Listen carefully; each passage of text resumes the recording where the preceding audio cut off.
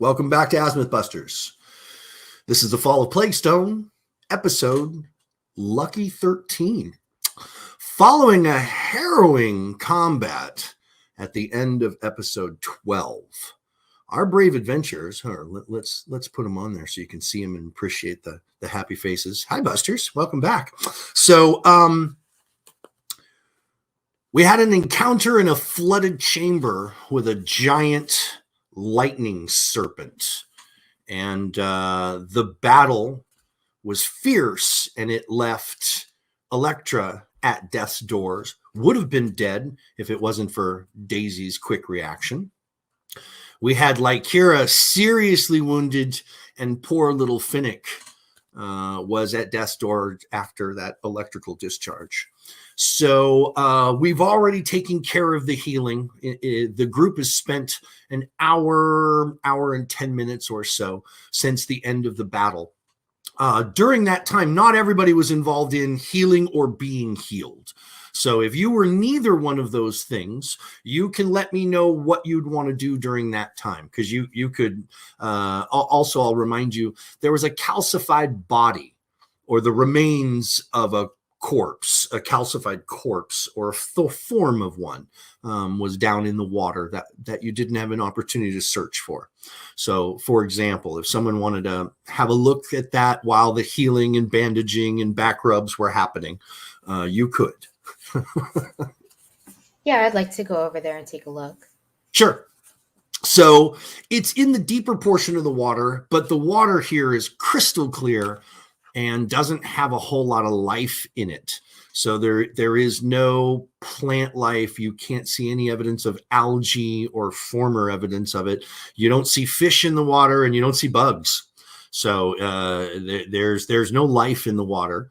But this form, this corpse, looks like it's been not only weighted down by a partial cave-in, because there's a few rocks kind of on top of it, but it's also calcified, where the minerals have just, over the years, have begun to build up over it. There's probably nothing left of the original body behind it, but it still maintains that kind of shape and form. You can certainly tell it was a person at one time. Make a perception check for me.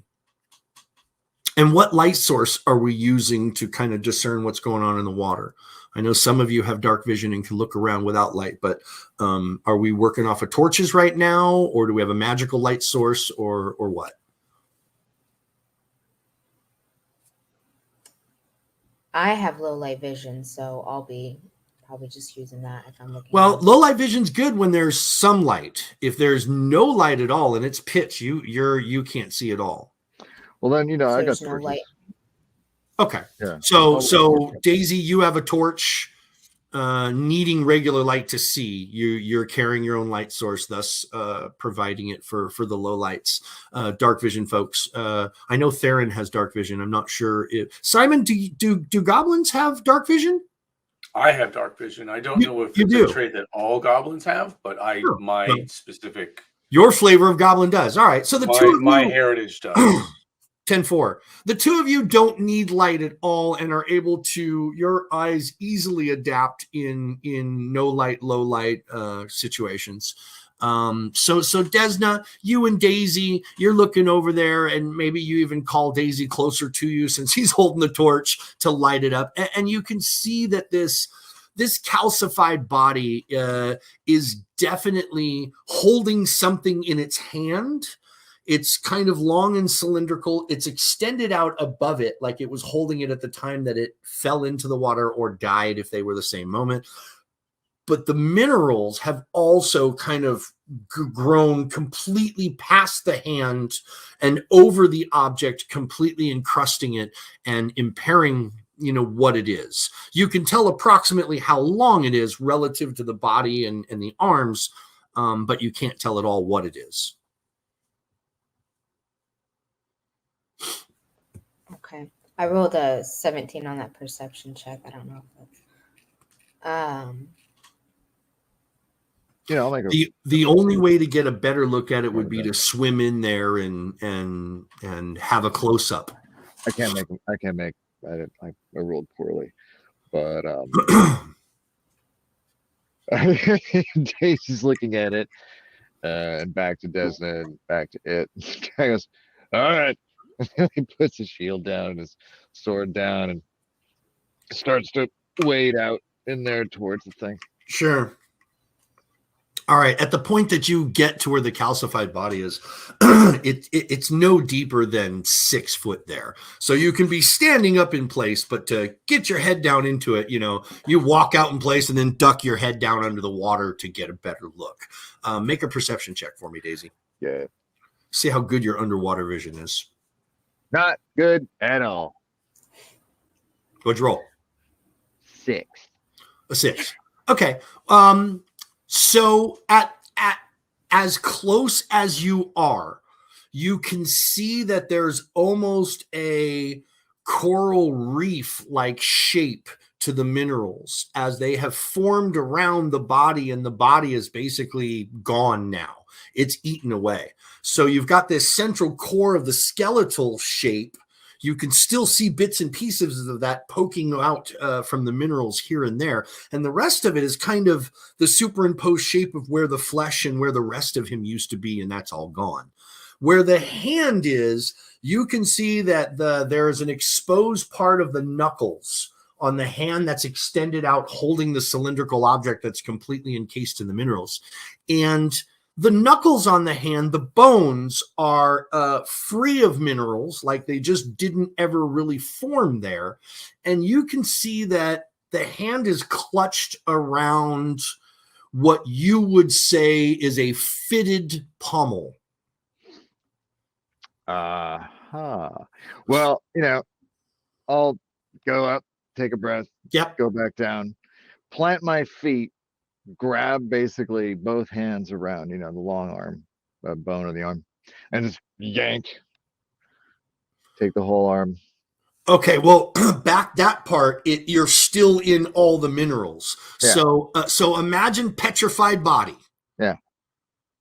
With the bones running down the middle of it, and there's bits and pieces poking out. So you can't just grab a bone and break it off, because you're literally grabbing all that rock and all that mineral and all that stuff. Is that what you're trying to do? You're trying to snap it completely off at like the elbow or something, or? Yeah, basically mid-arm. Like, okay. All right. Make one hell of a strength check. Okay. Make one hell of a strength check. Well, I got some decent leverage. Well, that's not too bad. 18. An 18. Okay. There's some loud cracking and crunching that's occurred. It doesn't really sound like bone breaking. It sounds more like, like rock being ground underfoot. You're definitely breaking things loose.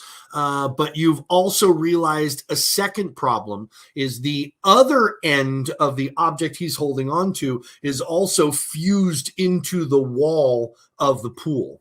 Oh. So you're pulling from 2 points. You're like, gee, I'm pulling from 2 anchor points. Okay, so I can see the pommel is sort of like exposed, but the rest of whatever. Only the pommel, and only because the knuckle bones are pressed in it. You can kind of see the nubs of what was left behind sticking out between them. The rest of it is a big, gnarly kind of geode crust of minerals. Okay, I'm gonna actually kind of, since it's all a big fucking blur, and I'm probably kicking up all kinds of silt. Nope. With this, no, there is no silt in this water. That's what I mean. It's crystal clear. There's no silt. There's no life forms. Okay. It's cold. It's really cold, but not like you're gonna die cold. Yeah. Like you're wondering if you'll ever have kids again cold. All right, then I'm actually gonna I will.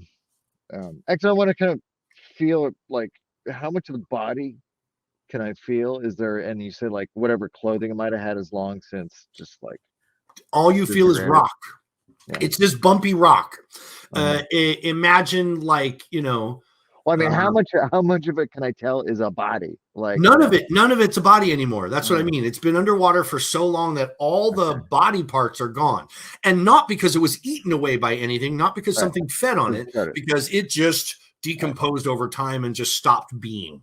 You said we found a body. I was a little confused. All right. And what's left behind is a mineralized petrification in the shape of the body, with little bits and pieces of bone exposed here and there. Then actually, what I'll do is just I'm gonna go back out, say, yeah, there does appear to be something. Like shakes his hair out. There's a body stuck in there. Seems to be kind of a weapon trapped in all the stone there. I'm gonna try to maybe chip it out. Go back down with my dagger, maybe, and kind of like try to get in close. Just kind of tick, tick, tick, tick, tick, because I can't like, you can't build up much momentum to like swing at something. So it has to be something you poke. So either a dagger or my pig stick, or put a dagger. Fair enough. Fair enough. I'm sorry. Can I go down underwater and try to make a closer perception check too, just to see if I can see anything there that he didn't? If you'd like to go for a swim, if you think you can see something that Daisy missed, I mean, sure, you can. Want to go for a swim? It's okay. Really, Daisy misses a lot, so it'd probably be good if you did get down there. Looks really cold, but it's super cold. Yeah, that's fine. I'll run down there and see if I can see anything up closer, just in case. Okay. Are you going to start chipping away at it? Are you waiting? Are you going to get started? Or I just wanted to go make a perception check, maybe on that pommel. No, I know, but Daisy was going to take his dagger, dive down, and start beating on it. He's already underwater when you've decided that you're going to join. So he came back up and told me, so he's probably getting his dagger right now, and I'm going to tell him to hold on 1 second, and I'm going to go look at it before he stabs things. Okay, like he does so well. Sure. I rolled a 19.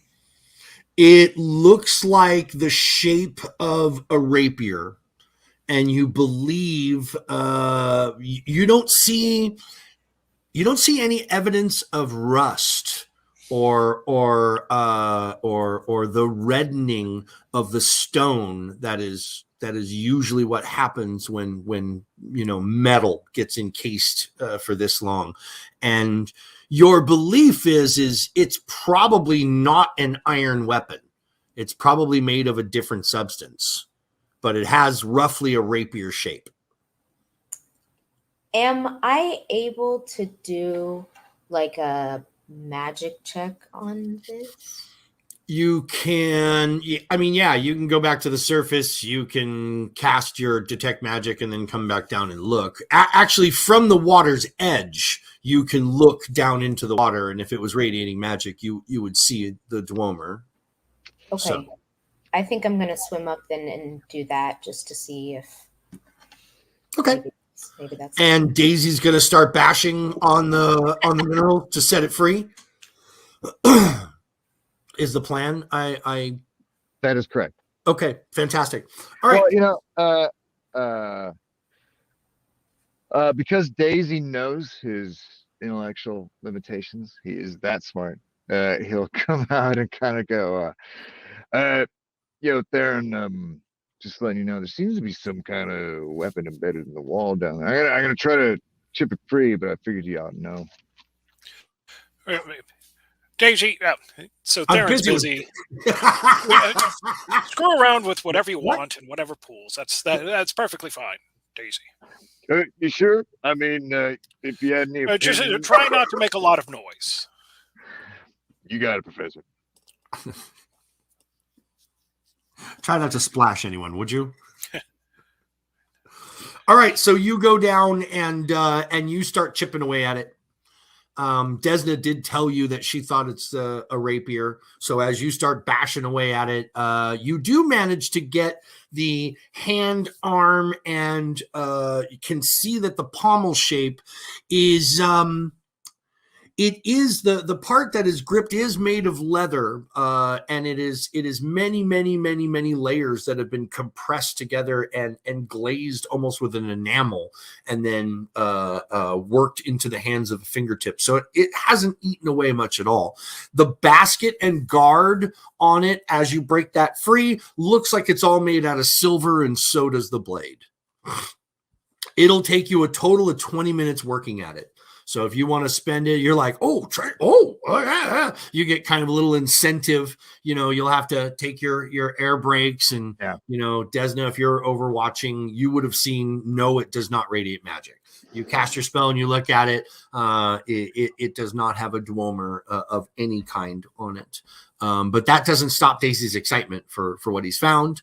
And in 20 minutes, you have removed from the water a very fine crafted silver rapier. It is not a silvered weapon. It is not one that has been then like dipped or treated. It is a weapon that is made entirely of silver. It doesn't show much signs of wear other than some tarnish. It has a particular patina to it, which lets you know that it's made of silver. It's not shiny and polished by any means. It has that darkened patina on it, but the metal is not pitted. It is in good shape. If it wasn't a magic item, then it must be of the finest craftsmanship to have been underwater for this length of time and not to have it go to shit. So can I tell if it's like combat ready? Oh, I'm sorry. Sorry, no worries. Can I, because I have, I'm skilled in crafting pretty good. Can I take a look at the rapier and see if there's any details on there so I can see maybe? Sure. Absolutely. Daisy is obviously smitten with the thing, and we'll show it to Kira, and hopefully she can. No, I'm still cross-eyed from the previous electro. You search it when he says it's silver. When Daisy proclaims that it is made of silver, as a craftsperson that that silver is made by jewelers, it's made by weapons craftspeople, it's made by a lot of different, it crosses over a lot of areas. So the first thing you thought of is, let's see the craftsman's mark and see if the mark's on it. So you flip the thing over, it should be on the bottom of the pommel, right there is where the craftsman's mark, or on the side of it, if there's something ornamental there. And unfortunately, it's just too worn. This thing looks like it saw battle.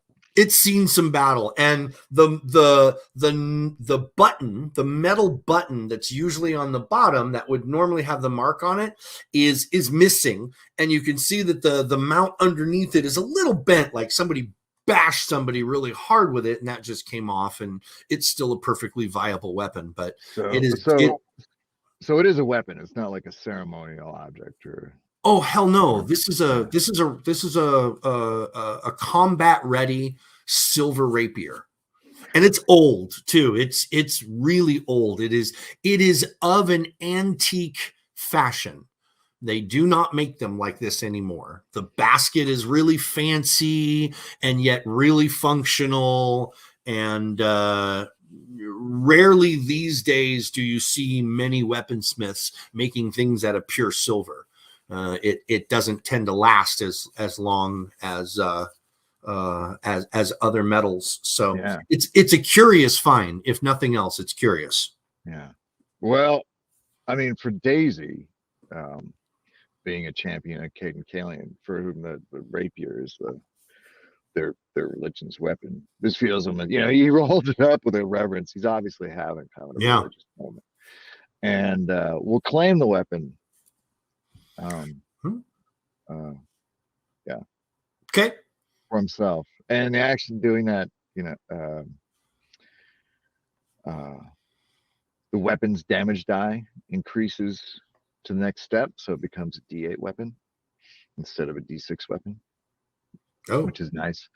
And you guys will actually watch as Daisy holds the weapon aloft and he's looking at it, it seems to grow in size proportionally to kind of like match Daisy's sort of like general physical presence. So right at the end of doing this, I'm going to walk up to you and I'm going to say, "Are you sure you don't want to give that to me?" And then start laughing, of course. Sure, you waited till after it got bigger. He waited till once you level it up. Yeah, hand it over once you level it up, buddy. I'm kidding. Oh, Simon, you're precious. All right, with everybody rested and healed, With the water searched and a passage leading out of the room, you are left with only that option after a thorough investigation of the room. There's been no evidence of carefully engineered secret doors in any of this stuff. Hal is just not that guy, right? So, so you do a quick search and you're convinced pretty quickly that especially in this chamber, likely he hasn't changed a thing in here. And his relationship with the snake was largely, he feeds it as he passes through and it doesn't eat him, that kind of thing. So the tunnel beyond the snake's lair twists and turns for a great distance. It'll never pinch you tighter than single file, where you have to turn or squeeze or anything like that. This section is actually a little bit larger and a little bit roomier.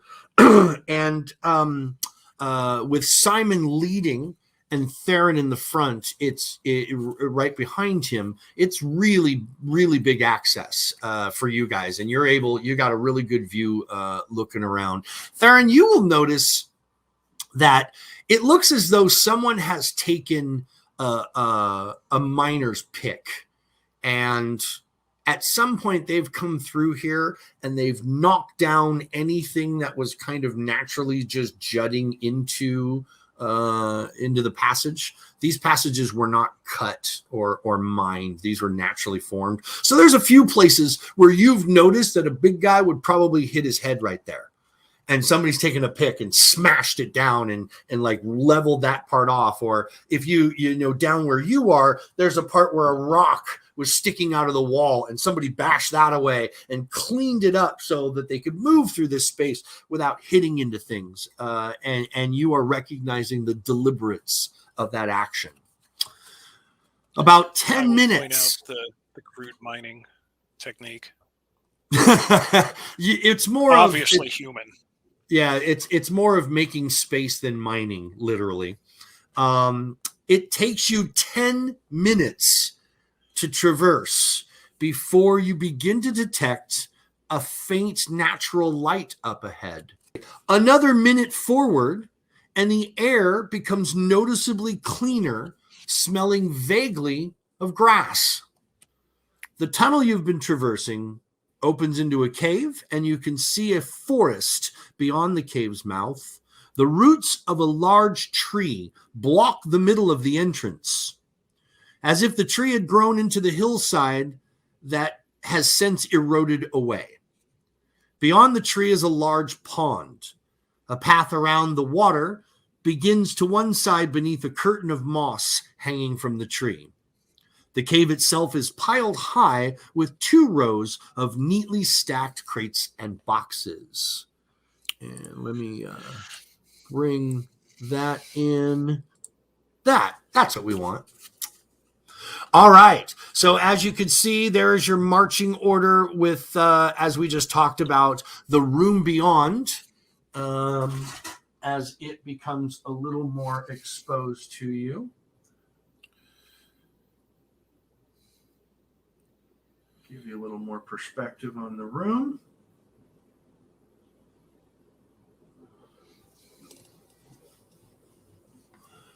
Yeah, that's nice. That's nice. So there you have it. As you can see, the tree is in the middle. Now, that's the whole cave mouth, and it's actually all open except for the area where the tree has grown its root systems down into the floor of the cave. And that's where the area has eroded away. Beyond that is the water that you can see, and there is a bunch of things stashed around the room.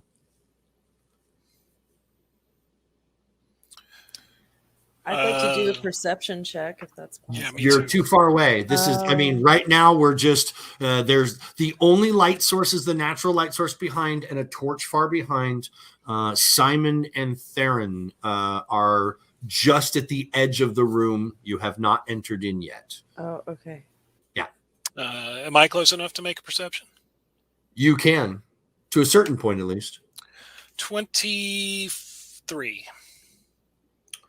You can see a figure who is kind of nestled down between the rows towards the back. The figure has a bald head, and it looks like he's crouched forward, like this, like you're seeing the top of his head. Did that just for you. I'll call out. I see you. I know you're in there. He responds, I wondered when Bort's lackeys would arrive. He stands up. The large man, that is Hallod. You've seen him once before. Let me move this down here and blow it up a little bit. All right, there we go. So you've seen this cat before, big and scary. He's kind of in this space about here. Jason Statham's ugly brother. Exactly. And he says, I wondered when Bort's lackeys would arrive. Let's do this. And we roll initiative. And we roll initiative. Now you may make your perception checks like Kira. And you may use it in the form 23. All right. So Simon up in front. What you got? I rolled a 19 for initiative. 19 initiative. Fantastic. Theron. 19. 19 also on a +7. All right. 19s and 19s to start, followed by Daisy. That would be a 15. 15. All right. Got it. And then behind is Desna. I rolled a 6. A 1 + 5 is 6. Yes. Okay. And Kira. 23. 23. Woo. Yeah. She's twitchy. She wants to get things going on. All right. So 23, 19, 19, 15, 6. And I need a roll for him, and I need a roll for her. So let's do that. 1 and 1. Him is a 17. So that's a 25 for him. And she is a 6 + 5 is an 11. All right. We have an established order. 6, 11, 5. All right. At the top of the order, Hallod springs to action.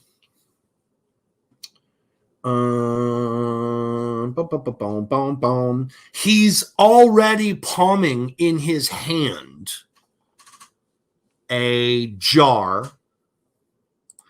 You know, he's already palming that jar in his hand, and it's got purple and green swirling liquid that has bluish colored bubbles bubbling out of it. And he slams that back. He opens up his big stupid mouth and he pours that in.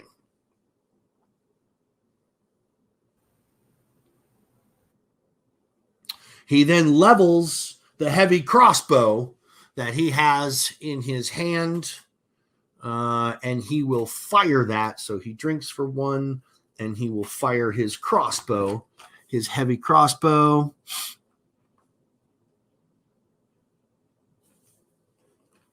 For 1, he attacks at a +10.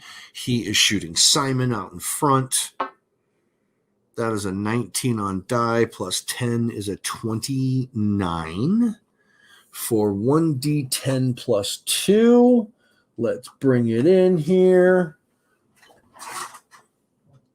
Sorry, the squeaky chair. Trying not to get up as much. Oh, that's not that bad. That's only 5 points of damage. So he hits Simon for 5 points. -3. Because, of course, supernaturally Daisy's suddenly just right next to him, like slightly blunting that damage a little bit. From 10 feet away, you can do that? I can do that from 15 feet away. Okay, but you do not relocate. Nope. Okay, so you reduce that by 3 points? Yeah. Okay, so he fires that crossbow at you. Boom! It hits you hard in the chest. He sets the crossbow down. You see him begin to change. He begins to start to hulk out a bit, and he lifts he has a kukri that is stuck into one of the bags of goods right in front of him, and he lifts out that big kukri and turns the blade sideways and smiles and shows it to you like he's ready. He's ready to party. That's him. That brings us to Lycura on 23, followed by Theron on 19. So, Lycura, you've been hearing everything. You are far enough back that you cannot even see into the room this far, but you certainly heard the familiar sound of the heavy twang of a crossbow, and you heard Simon go, "Blah!" You heard the hit. So you know something's on. You don't have a target just yet. Okay.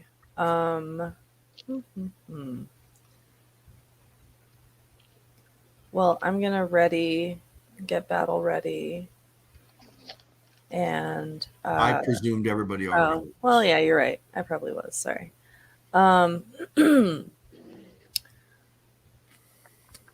So I'm gonna raise a shield, which is a cantrip. It's a verbal one cast. Yeah. Okay. You cast shield, raise your armor class. That cost you 1, right? Or does that cost you 2?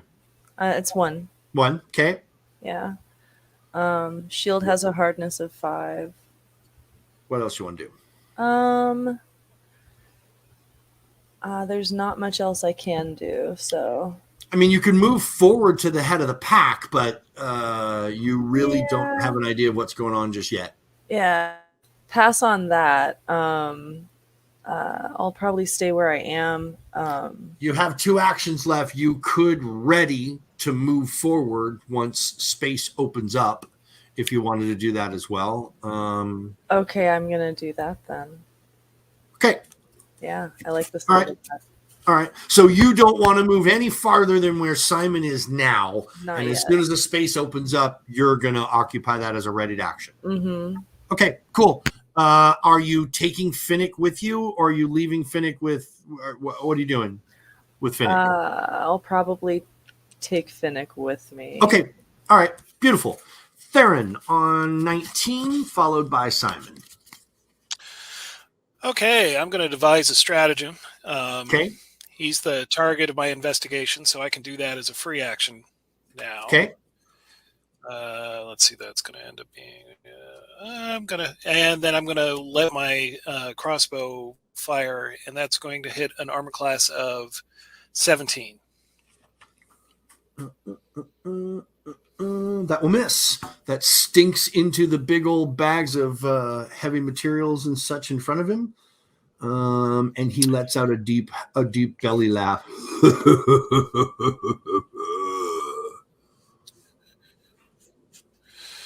Yeah, shut up. After he shot Simon, he said, "Oh, I thought you were the server." I'm going to reload the crossbow. And fuck it, I'm going to fire again.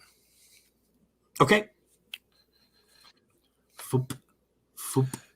And that is going to hit an armor class of 20. That will hit his armor class. 18, actually. Sorry, I didn't do my math. That will not hit his armor class. Close. That one skips off the top of a box. All right, so that skips off the top of a crate nearby and goes off to the side of his head. And he didn't laugh he laughed about the first one. The second one is like, there's no laughing on that second one. All right, Theron, so you are done. Simon at the top of the round, or at the order top at 19, followed by Daisy on 15. Simon, your turn. So, how far away am I from Big Ugly? It's 40 feet in a straight line, but you can't actually move in a straight line because of all the stuff. Right. So there's some obstructions deliberately placed here. Right. Okay, But if you're talking just ranging, like what range to attack from you, it looks like 40 feet. 10, 20, 30, 40. Yeah. Right, because I want to try and move into melee range. So I'm assuming that's going to take multiple actions to do that. Very much so. Okay. So I'll take my first move taking my first move action, I want to move as far forward as I can. Can you show me where that would put me? Okay. And that's how many feet? 25. Assuming I don't know if this is considered hindering terrain. I don't have any special abilities around any type of terrain. So 25 depending on modifications. All right. So 5, 10, 15. Make a perception check for me. Okay. And that's a 16. Okay. There is a rope that is suspended across the passage right there. And it also looks like there is a couple other ropes, maybe one suspended here and another one suspended here. So that's 15. Okay. Do you want to continue moving past the rope? How high are the ropes? They vary. They're not they're not installed with any kind of care or engineering, to be sure. They're all different. They're at different angles. Some will hit higher than the others, but they're made so that at this point they're made so that medium-sized creatures have to avoid them. You have to go out of your way to avoid them. In some places, being a small, Simon, you might be able to slip under a smaller portion that's exposed. So it's less of a thing for you. Okay. But they still have to be avoided. You can't just trudge on through because you'll hit them. Right. So as I'm moving forward, I'm going to yell behind me. There are trap ropes here, two in front of Big Ugly, and at least one behind him. So mind your steps. And then awesome. I'm going to move the rest of my 25 feet past that first trap rope. Okay.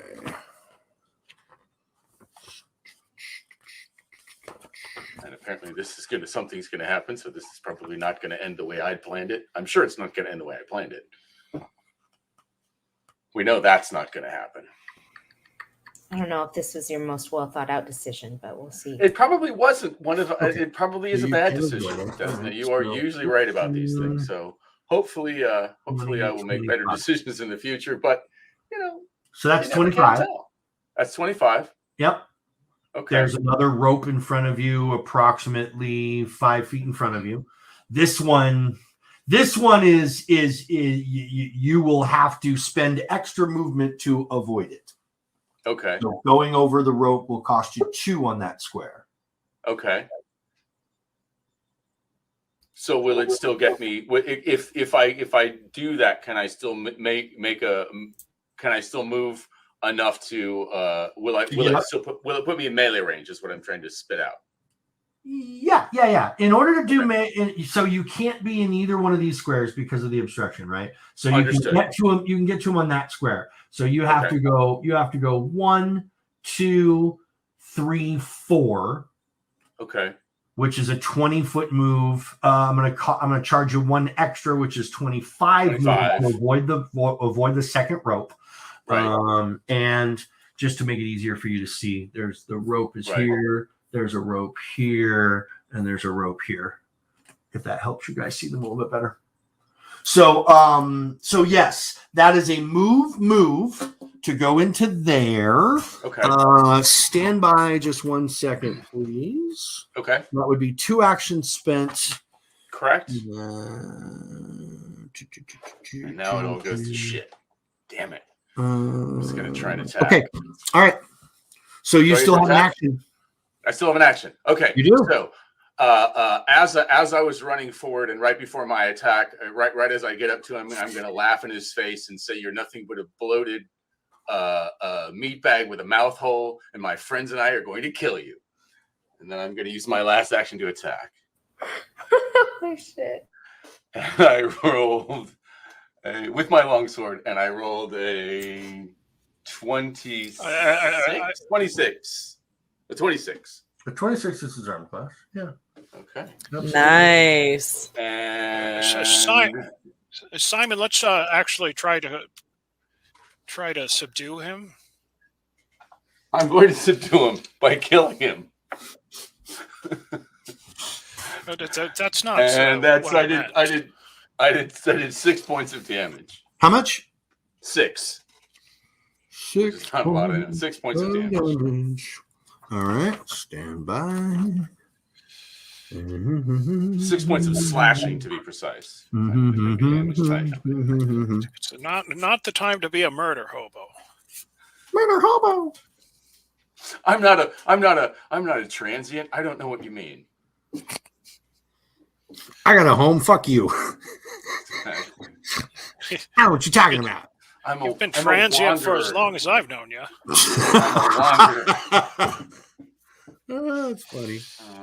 All right. So you did 6 points slashing, correct? Correct. Thank you very much. And that will end your turn. On 15, the turn goes to Daisy, followed by Electra. All right, so I'm not going to be able to move up into melee unless I do double. So what I'm going to do is basically, using the acoustics of the tunnel around me to best effect, start shouting, "Where is he? Where is Hallod? Where's that bastard?" And kind of tromps into view. Move me forward 25. 25 feet? Yeah, just kind of like bellowing. And Make a perception check. 20. Okay. You see the rope in front of you? Yeah. That's the rope that Sam just told us about. But getting up and making eye contact with him. Nah. And I go, "Oh." You're not making eye contact with him. He's engaged with Simon. He's paying attention to Simon. He can take a moment to fucking glance in my direction as I shout out his name. Yeah, but he doesn't. All right. Simon just cut him for 6. He's paying attention to Simon for sure. Okay. Then I just say, "Oh, look at him. He's not tough. He's small town tough. I know how to fight small town tough." And I'll make an intimidate check. Do you know the mechanics of making an intimidation check I in do. Pathfinder 2? I do. Okay, tell me how it works. It's a intimidation check against his will DC. His will DC. Okay. If I succeed, he's frightened 1. If I crit, he's frightened 2. Right. Okay. Roll. That'd be a 17. He is not intimidated by you. He has a will of 17, higher than 17. He has a will plus 8. It's base 10, so that's his will DC is an 18. You missed it by 1. Wow. To crit him, you have to do a 28. It's very strong. So Daisy comes in, calling him out, making a bunch of noise, just fucking gives him the big old flex. And he's still watching Simon. All right. Deny me my moment. Do it. And that's not my moment. And I'll ready my shield. That's my last action. Ready your shield. All right. So shield comes up. Intimidation done. Daisy spacebar to Electra. All right. So Electra is going to push forward and get into it. So she's going to do 1, 2, 3, 4, 5. Let's see, 5. She's 25 move, if I remember correctly from last time. Yes, 25. 1, 2, 3, 4, 5. She makes her perception check. She fails her perception check, so she does not see the rope, even right in front of her. So she's going to keep moving, and that's where's the rope? Where's the rope? I don't see the rope. It's tough to see a rope down low when you're 7 foot tall, I guess. And her third movement, she's going to get in there because she wants to fight with him as well. That's an open square. So 1, 2, 3, 4, 5 is as far as she can get on a third move. If she sees the second rope, does she see the second rope? She does see the second rope. So the second rope can be avoided. She will not move any farther forward. She will get... So when she's like, I don't see the rope, and she drags one of her legs. She almost trips over it. She manages to catch herself, but when the rope is pulled upon, you hear that sound. You know that sound. That's a crossbow, and it fires across the line. It discharges a bolt, and let's see how well it does. So the spear, they attack at a plus 14 and do 2d6 plus 6. All right, so a plus 14 to hit Electra. A 3 on the die. 14 plus 3 is a 17. Does that hit her? Yes. It does, just, doesn't it? That is exactly. All right. So she takes a crossbow bolt in the side for 4 plus 6 for 10 points of damage. Big hit. Okay. Yep. And that will end her turn. And she says, shit. Thank you, Simon. Thank you for pointing out the rope. I'll do better next time. Desna, you are up next, and you are followed by the top of the order, which is Hallod. So I want to move up as well, but I just want to get within. Well, actually, I lied. I'm within a range of 60 feet already, right?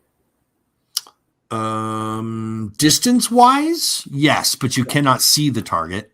If you need to be able to target him, you can't see him. I'll move up like, where's 25 feet? That's how. 1, 2, 3, 4, 5. So okay. 5 up, you can target at 25 feet. So you move for 1. That's cool. I'll do that, and then I am going to cast Daze. Okay. So that's a will saving throw. He rolls a 13 plus 8. I believe he is going to shrug that one off. Yeah. So was that 2 or was that 1 from you? 2, so that's all for me. Okay. Move and cast. Pow, pow. All right. So back to Big and Ugly.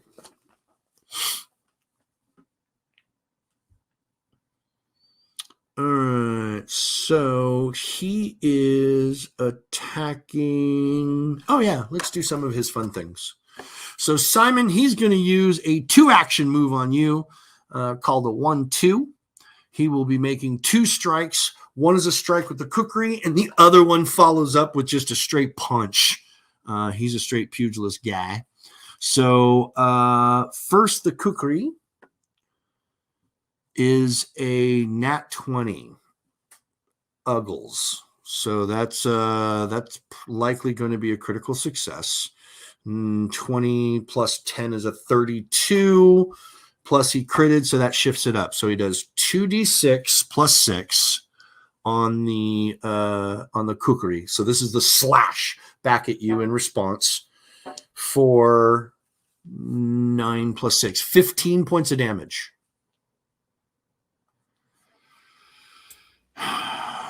He uses his first attack with his kukri.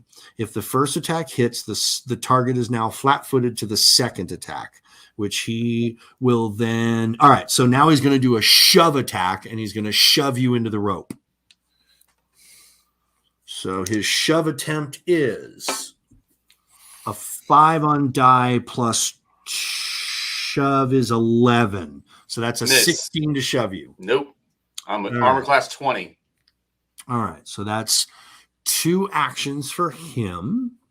He has 1 more left.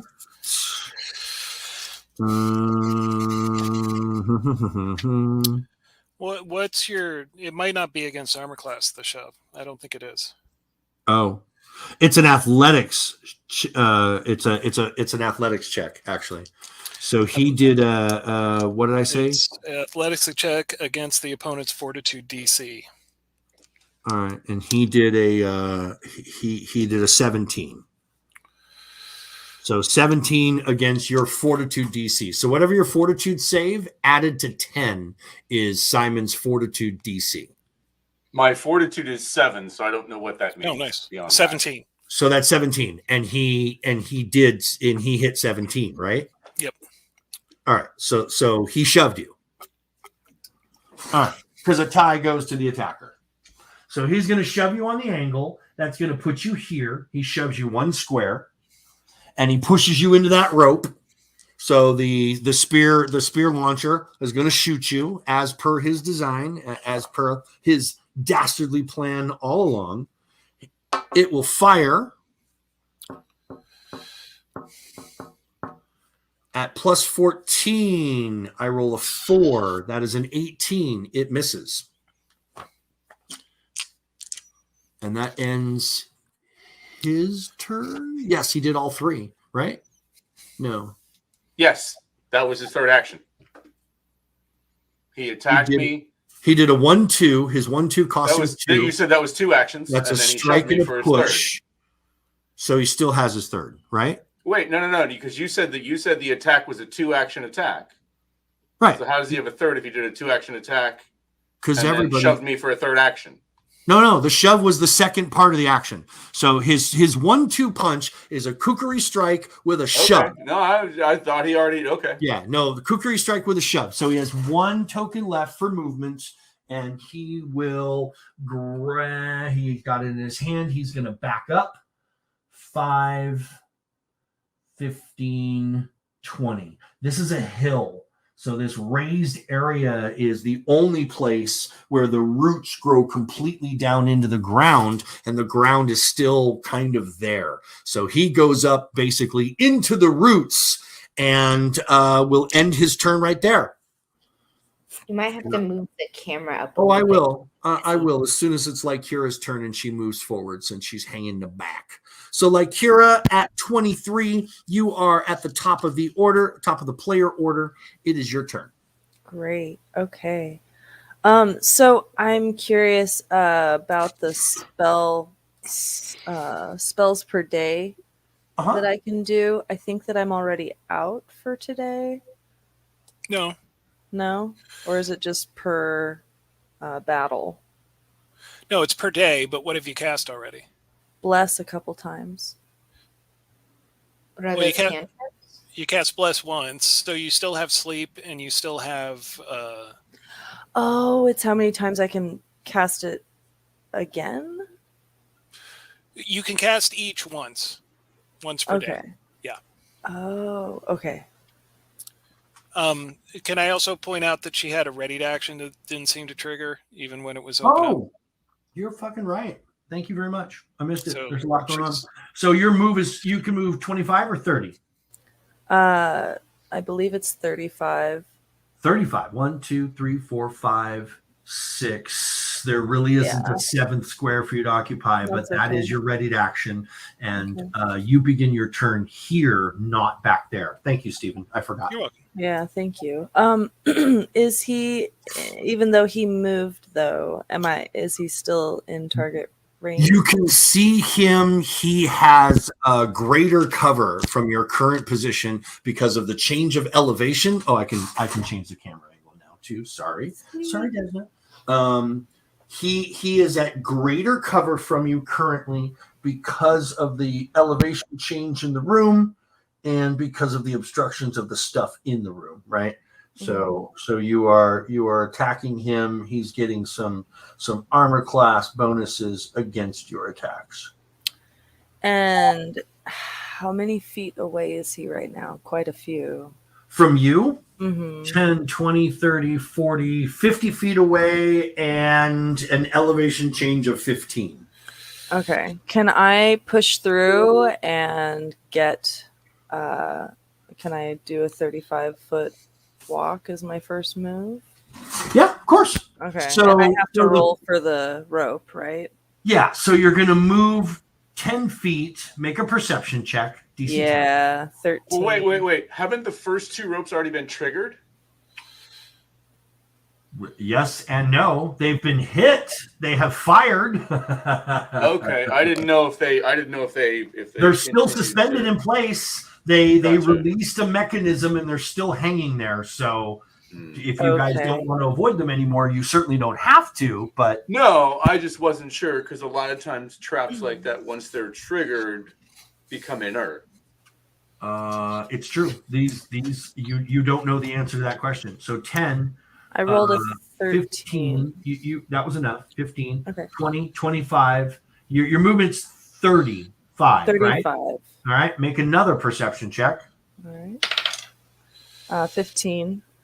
15. Okay. So that is the end of 2 moves, and you know where the second rope is as well. Okay. Now, can I cast something that is too somatic and verbal? You Still? can cast whatever you want as long as Okay. you're in range of him. Okay, I didn't know if that counted like within 515, 515. He's 35 feet away and 10 feet up, so he's roughly at a Like range here, of I 40 don't- feet. Like here, I don't think you can because you've moved twice, and you can't. If you need something that needs 2 action tokens, you only have 1 left. Okay, that's what I was asking. Okay. I think. Right. If you have a verbal only spell, you could cast that Okay. because you only have 1 action left after moving. Yeah. Or if you want to move again for your 3rd action, you could spend the 3rd action and move somewhere else unless you're happy where you're at. I would shield it. Yeah, I was thinking about putting up my shield because that is a single cast that I have. Okay, so move, shield. Yep. Cool. Love it. Theron on 19, followed by Simon. I am going to load my crossbow. Okay, 1. Move up just beyond Desna. Make a perception check on the first rope, please. 1, 2, 3, 4. 15. You see it. You have moved 20. Do you want to move more than 20? Yeah, I'll move 1 more because that's Okay. all I could do. All right. No, my move's 20. Put me back. Okay. I forgot about that. I'm slow. So reload and move. You could Yeah. take a shot from there. He has greater cover. Okay. I am going to devise a stratagem as a free Okay. action. And then I'm going to fire, and that's going to hit armor class of 19, which is probably not enough. Yeah, that would normally hit him, but not with his additional cover that he's getting hanging up in the tree and not presenting much of a profile. That is 3 for you. Yep, that's 3. All right, Simon on 19, followed by Daisy. Okay, so I think. Well, I want to put my sword and shield away and draw my bow, and I think that's 3 actions, and I'm done. Are you putting things away or are you dropping them? Because you can drop stuff for free. Okay, well then I'll drop them and draw my bow. So is Okay. that a single action? So Just for interaction? dropping, I believe you Dropping can is drop your 1, weapon. Drawing is 1. I don't know about your shield. Your shield, it may take you 1 token actually to get an armed shield off. Okay. So I would say 1 for the shield, free for the sword, 1 to pull the bow, and you still have an action to fire. All right. Well, give it. I think that's fair. Deal. I think it's Give it a right shot. too. Yeah. More than being Give it a fair, shot. I think it's correct. Accurate's I always think better, actually he right? can drop the shield as a free, but I'm not. Can you drop both a shield and a weapon at the same time as a free? I'd be happy if you can. Well, they're both free, so. All right, then you can. It's up to you guys. Somebody needs to tell me who's smarter than me about it. From the armed position to drop is a free action. Well, he has an arm to shield this round. I thought he did last round. He did Yeah, I last did round. not. Right, but I didn't this round. All right. Right. So you can cast away both of your things as a free action, draw your bow, and fire twice. Okay. Well, the first shot is definitely going to miss. I rolled a 2 on the die, so we know Okay. that's not going to hit. And the second shot's going to miss as well. All right. Okay, so I'm two misses. You're orienting on and do not hit. Big ugly bastard. Daisy, you are on 15, followed by Electra on 11. Yeah, let's see. So which traps have been sprung already? The first two, or just the middle one? The first two have been sprung. The first rope has been hit and has fired. That's the one that shot Electra. Right. And the second rope has shot and missed at Simon. Right. Okay, great. So I don't have to worry about them. So If you say so. let's see. Well, I mean, what position are they in? Are they just like They're still sprung suspended across the room in the same position they were. It was sort of like you hit it and it I see. It's still there. They're still under tension. They're still in place. Oh, okay. And how far off the ground are they? I mean, are they easy enough to step over? They vary. They vary. Are they easy enough to step over? Yeah, I step over it. You have to take care to do so if you can see them. Sure. So where are you moving to? Moving forward 25. Just straight at him. Straight at him. Yeah. 25. And do 1, 2, 3. Give me a perception check. Yeah. Do you have to ready a shield every turn? Yes. On Okay. 3, give me a perception check. 15. 15. 3, 4, 5. You can move 25. You can move 30. 25. All right. So that's your move. So and readied shield. Okay. And then for third action, I'll get base to base with him. All right. Make a third perception check. Okay. 18. All right. Climbing up the hill is going to provoke an attack of opportunity to get base to base with him. He does have a weapon handy. Oh, he has reach, No, you're climbing up the hill is going to cost you 2. Okay. And it will allow him to use his attack of opportunity against you. Right. If you want to do that. I'll suck it up. I got my shield ready. Okay. So you avoid the rope. You climb up the hill to base up with him. He will op. His op will consist of a kukri. Actually, he'll hit you open-handed because he was just firing his crossbow, so he'll just punch you with the open hand. That's plus 11. That is a 19 on the die, so that is a lot. 29. That's a 30. That's probably a crit success. Yeah, it's got to be.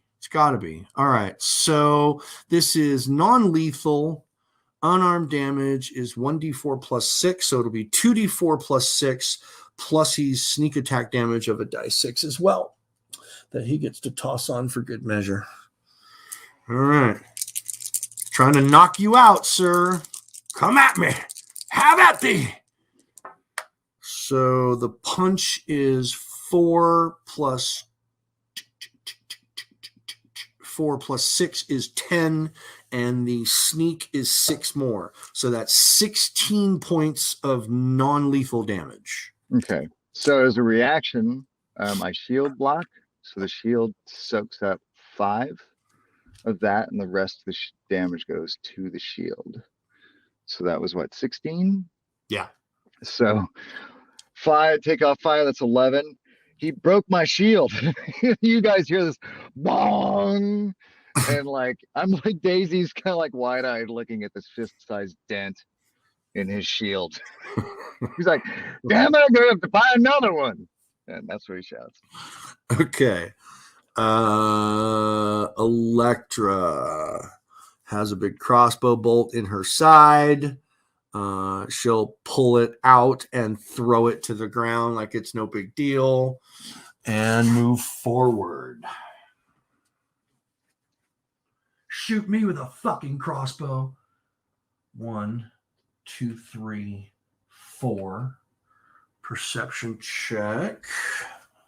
Oh yeah, she sees him now. 5, 6. And so that would be, she can't move that far because she has a 25 move, right? So that would mean she cannot get past the rope. unless she spends another action to do so, which she will. Her third action is 2, 3, 4, 5, giving Daisy flank. Yep. And that will end that. Desna, you are up.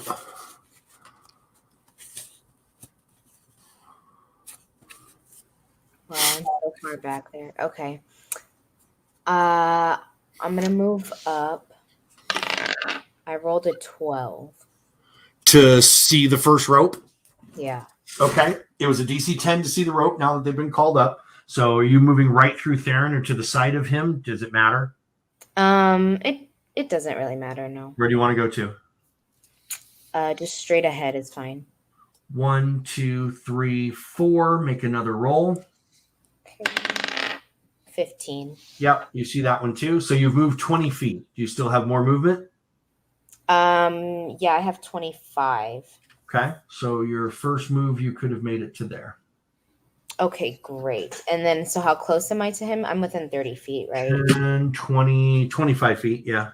25 feet. Okay, cool. Yep. I think I'm gonna cast Ray of Enfeeblement. Ray of Enfeeblement. Ooh, okay. Good choice. He has no cover from your position, so you're rolling against his 19 AC. So it says the Unless saving you is tell me otherwise. fortitude.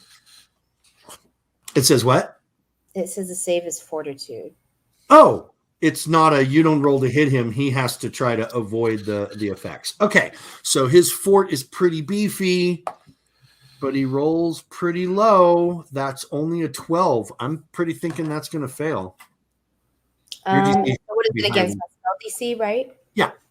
17, so yeah. Yeah, a 12. Yeah. So what happens to him? So since he got a 12, sap of creature strength. How does your feebleness affect him? So it's a success. It's just a success then, right? Says. Yes. If you, he rolled a 4 plus 8 is 12. So attempt yes. a ranged spell attacked against the target. I might have been wrong. I'm sorry. It says attempt a ranged spell attacked against the target if you succeed. Which means you have to roll to hit him before anything happens. Right. My bad. I apologize. All right. So you're rolling. So back to that. You're rolling against armor class 19 if that's the spell that you want to use. Okay. So I just roll to hit using your spell to hit roll. What does that mean? I'm sorry. Which is probably a plus 7. Spell, yeah, that's plus 7. Oh, okay. So I rolled. So I got 20 then. Then you hit him. Okay. So now what happens? If you succeed, you did the fortitude save, which he failed. To determine the I'll give you that, even though it happened out of order. I'll give you that. He already failed his save. So what happens on a failed save? The target becomes enfeebled 2. Enfeebled 2. That's what I needed to know. As I go to my condition I card. think it's just enfeebled 1. So it says success, the target becomes enfeebled 1. Failure, the target becomes enfeebled 2. So is it just success? No, I see. Yeah, it's enfeebled 2. You're right. Okay. Enfeebled 2. Takes a status penalty equal to the value on strength-based rolls and DCs, such as strength-based melee attack rolls, strength-based damage rolls, and athletic checks. Nice. So he has enfeebled 2. Enfeebled 2. Fancy. And I think that is. Is that you? I think that's you. I think that's you. For me, so I think I'm all right. Feeling enfeebled and flanked on both sides. This is some bullshit. It's time to attack. So, He's got Desna there. I mean, he's got Electra there, and he's got Daisy there. So he's going to try to give both of you some fun. All right, so he's going to do a 1-2 against one of you. Electra is low. Daisy is high. The result is Daisy. So he's doing the 1-2 against you again. This is the same thing he did to Simon. He's doing a cookery strike followed by a shove. Or in this case, he's going to trip you. He's not going to shove you. He's going to trip you. That's what he's going to do. If it's successful, of course. He has to be successful on the first attack for the second to work for this to trigger off. So he makes his attack with his kukri at +12. 19 on the die. I'm thinking that's going to work. That's a 29-31. So that's going to be a critical success with the kukri, I'm thinking again. He's a Mac with that slash. He's a Mac with that slash. Harold scores a critical hit. Yeah. All right. So that is low damage, all things considered. That's only 9 points. Okay. He follows up the attack, the one true with the trip.